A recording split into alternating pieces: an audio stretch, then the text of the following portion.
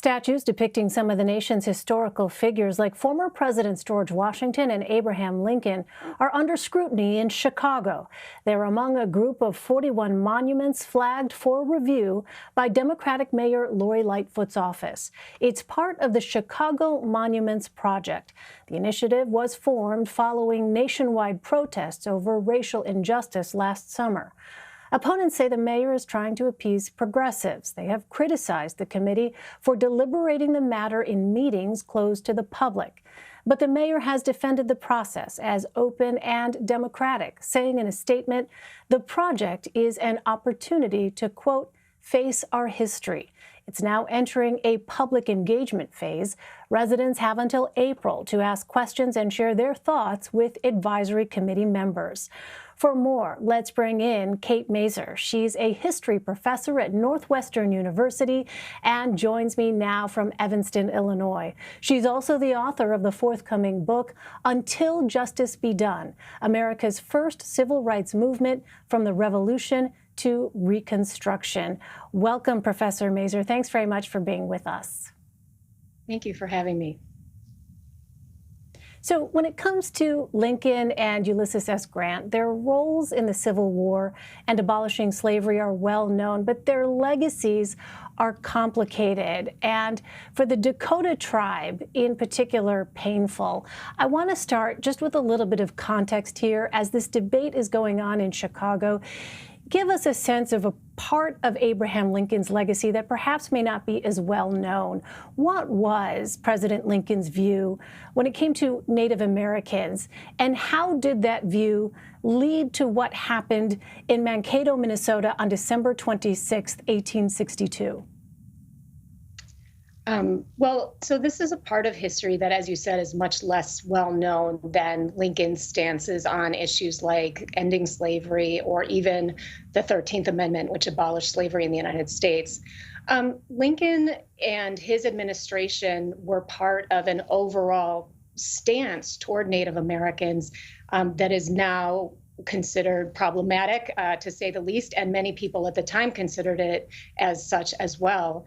During Lincoln's administration, there was an uprising of the Dakota people in Minnesota against white settlers that had to do with past issues related to the distribution of resources, of what are called annuities. And this came to a level of violence in Minnesota, where the response of white settlers was incredibly violent in return.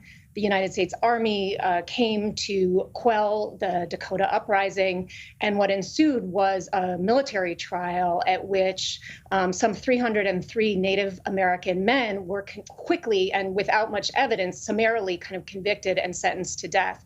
And this went to Lincoln's desk. The president was asked to approve of this measure that was being taken in Minnesota, and he gave it a great deal of consideration. The entire proceedings made him quite uncomfortable, and in the end, he sanctioned the execution of 39 of those men, of whom 38 were actually executed, as opposed to the original 303 that had been recommended by military officers in Minnesota. And so that's the kind of general outline of the story of what happened there. It was indeed the largest mass execution in United States history, but also it would have been significantly worse and more violent and more sort of grotesque if the generals and the settlers in Minnesota had gotten what they were asking for.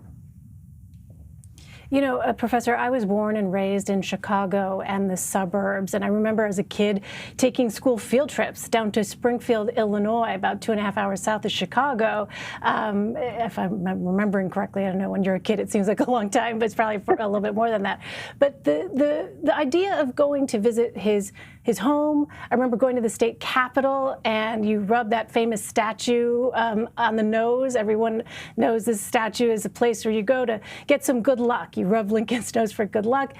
I don't remember learning about this aspect, and it was really only as an adult that I learned about the events that took place on December 26, 1862. So my question to you is, have these difficult lessons about U.S. presidents been traditionally taught in American schools? Because, as you point out, these are incredibly complicated legacies. And I wonder how these lessons might be changing or have already changed over time. It's a great question. And, one of the things about history and social studies education in schools is sometimes there's a conflict between trying to teach a version of kind of patriotic education, which papers over a lot of the injustices, a lot of the violence that is part of American history, in the service of trying to teach people only about, some version of American greatness. And then there's another version of teaching, which is also equally, if not more appropriate to education in schools, which is to teach what really happened and to teach both the good and the bad alongside of each other, to not paper over the moments when this country and its people have not behaved honorably, and to really think through the complexities of that past, because we know that as people grow up, they're always faced with complexity, both in their moral moment, in the kind of history that they live in, and in their everyday lives. And so my view is that it serves all of us, including our children, better to level with people about the true complexity of people who lived in the past, and really think about the ways that those lessons might apply to our present. Having grown up in Illinois, been born in Chicago, I can certainly understand why this is a topic that prompts such strong feelings. And, I wonder, just looking ahead, you're obviously someone who teaches history, and you teach that at a university level there, but what might be an age-appropriate way to kind of teach this history in a more fulsome way? Because, of course, the way that a third grader and a ninth grader are able to look at these issues are going to be very different. They're age-appropriate matters, and all of this has to be taken into consideration. I'm just curious what your thoughts are on that. Absolutely. And I would, as you said, I'm a college professor. I would really defer to educators who are K-12, who, really think about the developmental processes and what is age appropriate for different levels of students.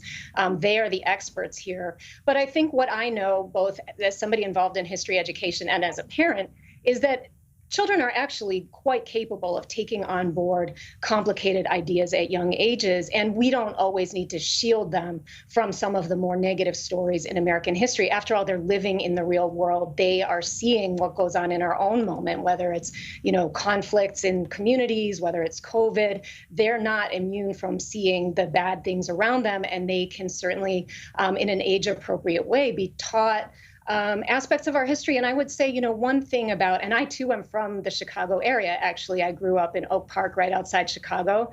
I think, to the extent, for example, that Native American history has been in the curriculum, it has been very small, not very well represented, and often represented as if only in the sense of like a prehistoric history of people who were here before colonization, as opposed to following that story through to look at what happened in these settler Native people encounters, some of the violence, and also the reality that still Native American people are here. They are in metropolitan areas like Chicago. They are, of course, in more rural areas and on their own native lands. And to kind of bring that story up to the present and integrate it throughout the curriculum, I think is a really important step that some places, some schools are taking, but that we would like to see more of.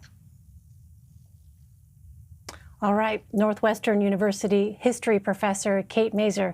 Professor, thank you so much. A pleasure to talk to a fellow Chicagoan. Sure, great to be here.